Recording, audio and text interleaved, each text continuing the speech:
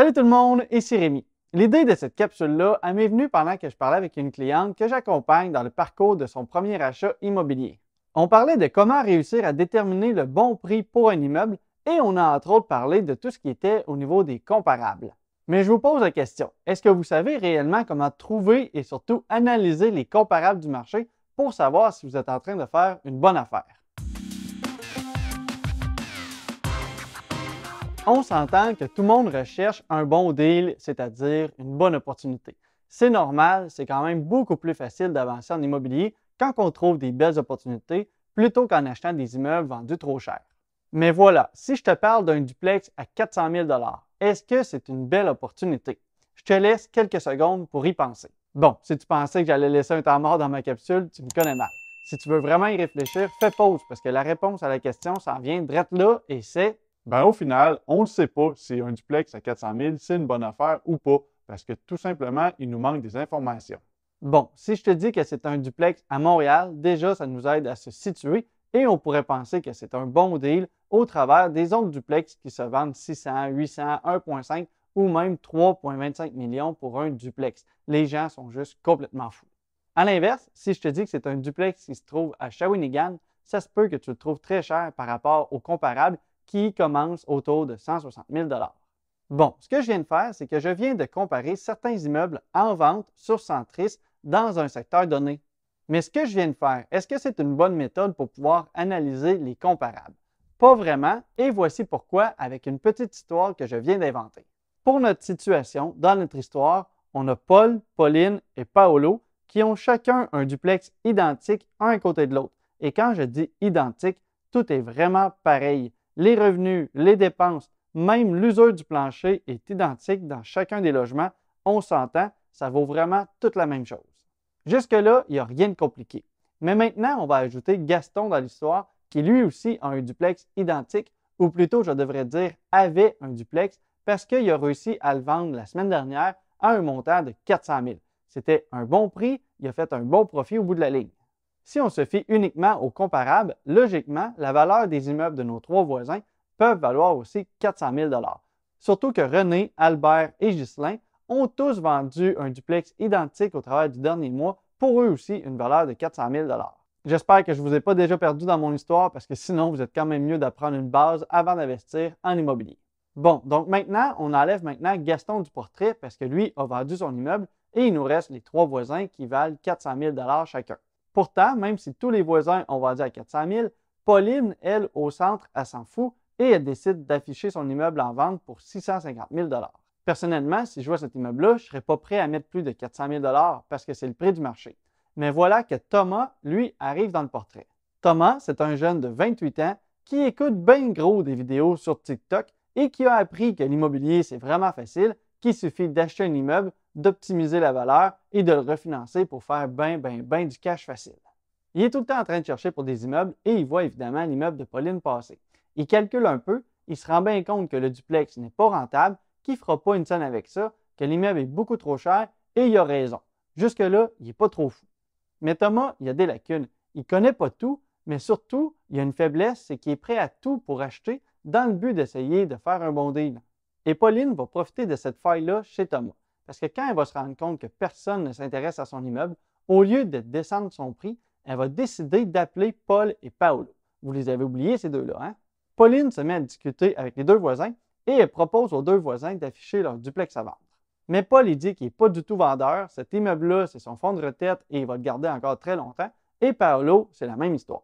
Mais Pauline leur propose d'afficher leur duplex à chacun 850 000 Les deux voisins, ils comprennent rien du tout. Ils savent que ça ne vaut pas ça. Et en plus, ils savent qu'ils n'auront pas de proposition parce que l'immeuble affiché à 650 000 de Pauline n'intéresse personne. Dans toute cette histoire-là, Pauline n'est pas folle parce qu'au final, elle sait qu'il n'y a personne qui va acheter ces immeubles-là à 850 000 Donc, elle dit aux voisins, il n'y a pas de danger, faites juste l'afficher en vente, vous ne le vendrez pas à ce prix-là, comme ça, vous allez garder votre immeuble et vous aurez encore votre fonds de pension. Et maintenant, pendant que les trois duplex vont être en vente, le duplex de Pauline au centre va avoir l'air d'une vraie aubaine comparé aux deux autres à côté qui sont identiques et qui sont vendus pour 200 000 de plus. Et voilà que revient Thomas dans le portrait. Thomas, il est vraiment découragé maintenant parce qu'il ne trouve rien du tout pour acheter et qui pense que tout le monde le trouve loser parce qu'il n'est pas encore un propriétaire. Il est encore en train de regarder des immeubles régulièrement et il voit de nouveau passer l'immeuble Apolline. Mais tout d'un coup, il se rend compte que c'est une vraie aubaine parce que même s'il perd de l'argent tous les mois, s'il réussit à l'acheter 650, il va pouvoir le revendre 850 comme les deux duplex à côté et vraiment, il va pouvoir faire une passe de cash. Et voilà, il décide de faire son offre et il l'achète au prix affiché. Maintenant que l'immeuble Apolline est vendu, Paul et Paolo décident de tout simplement retirer leur immeuble du marché et ils reçoivent en cadeau un beau 10 000 de la part de Pauline pour l'avoir aidé à vendre son duplex. Au final, Thomas il vient d'acheter un immeuble beaucoup trop cher pour le marché, qui n'est pas rentable, il perd de l'argent à tous les mois et qui n'a pas vraiment de perspective de prise de valeur à court ou moyen terme. C'est loin d'être le deal qu'il pensait. Pour finir l'histoire, pendant que l'immeuble de Paul était en vente, si jamais il reçoit une offre d'achat à 850 000, on s'entend que ça, c'est quelqu'un qui ne connaît vraiment pas l'immobilier, eh bien, à ce moment-là, il aurait été aussi bien de l'accepter et d'encaisser une vente à plus de 2 fois la valeur du marché. Même s'il ne voulait pas vendre pour le garder comme son fonds de pension, il aurait été mort de rire de le vendre à ce prix-là et il aurait aussi pu accumuler cet argent-là et il aurait eu un fonds de pension même sans avoir l'immeuble. Voilà, on s'entend que c'est vrai que ce n'est pas tout à fait réaliste de cette histoire-là, c'est quand même un petit peu tiré par les cheveux, mais j'espère que c'est assez explicite pour que vous ayez compris le problème qui va arriver si vous regardez les comparables qui sont sur le marché en vente en ce moment. Il ne faut surtout pas faire ça pour réussir à avoir une idée de ce que ça vaut sur le marché, parce que le prix affiché de vente peut être absolument n'importe quoi, et même qu'un immeuble qui est affiché à 650 000 $ par exemple, pourrait quand même être vendu au final 400 000 $. Si vous vous fiez au prix de vente affiché des comparables du secteur pour vous faire une idée sur le prix que ça vaut, vous pourriez être en train de payer bien plus cher que ce que ça vaut sur le marché. Pourtant, c'est vrai, l'analyse des comparables, c'est l'une des meilleures méthodes pour pouvoir avoir la valeur d'un immeuble, surtout quand on parle des plex. Mais pour réussir à ne pas faire d'erreur, il faut réussir à comparer les immeubles qui ont été vendus dans les derniers mois et non pas ceux qui sont en vente en ce moment. Si Thomas avait analysé les comparables vendus plutôt que les comparables affichés, il aurait vu que dans les derniers mois, il y a eu 4 duplex identiques qui se sont vendus chacun à 400 000 $. Son erreur de se fier au prix de vente affiché plutôt que de se fier au prix vendu au niveau des comparables, lui aura quand même coûté 250 000 $. C'est vraiment pas rien. Maintenant, il y a probablement plusieurs personnes qui pensent qu'il faut être un professionnel de l'immobilier, comme un courtier ou un investisseur expérimenté, pour pouvoir avoir accès au prix de vente réel sur les immeubles. Mais c'est tout à fait faux. Toutes les transactions immobilières sont publiques, c'est-à-dire qu'avec ça, vous pouvez savoir la date ou le prix de vente de chacune des transactions qu'il y a eu au travers des années pour l'immeuble que vous recherchez. Il y a plusieurs moyens de trouver ces informations-là, entre autres sur le registre foncier, mais le plus simple, c'est quand même de passer par JLR. D'ailleurs, quand tu regardes le profil d'une propriété, tu as directement un onglet générateur de comparables qui est là pour te faciliter la vie. Ça va te donner exactement ce que tu recherches et ce que tu as besoin, c'est-à-dire une liste de comparables des immeubles qui sont similaires dans le secteur et dans la durée des derniers mois de vente, avec le prix réel vendu. Tu peux même ajuster les paramètres pour t'assurer que ça réponde vraiment à tes besoins. Avec ça, tu vas être capable d'établir un bon prix sur le marché avec des vrais comparables. Il faut par contre faire attention à quelques points parce que contrairement à mon histoire, il n'y aura jamais deux immeubles qui vont être 100% identiques. Il faut quand même aller un petit peu plus loin et analyser un peu plus que juste prendre la moyenne des duplex du quartier. Il faut entre autres regarder l'état physique de l'immeuble comparé aux autres, mais aussi les revenus et les dépenses.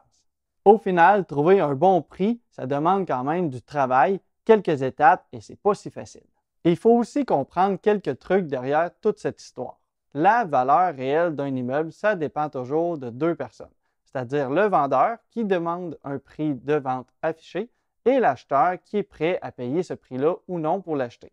Si Thomas l'a acheté à ce prix-là, c'est que pour lui, même s'il lui manquait des connaissances et qu'il va se rendre compte après coup qu'il n'a pas fait une bonne affaire, mais pour lui, à ce moment-là, ça valait ça. Donc le marché, même si vous essayez de l'analyser le plus que vous pouvez, s'il y a quelqu'un d'autre qui pense que cet immeuble-là vaut plus cher que vous êtes prêt à mettre, eh bien au final, c'est peut-être lui qui va l'acheter et non vous. Donc on ne peut jamais prévoir le marché, il suffit d'y aller avec ce que vous êtes prêt à payer et trouver les immeubles qui vous conviennent. Et je termine en disant que tout ça va apporter une dernière problématique, parce que maintenant, l'immeuble que Thomas vient d'acheter sera affiché comme comparable vendu sur JLR. Donc maintenant, quand Sophie va vouloir faire sa recherche des ventes antérieures après avoir écouté cette vidéo-là, elle va trouver les informations.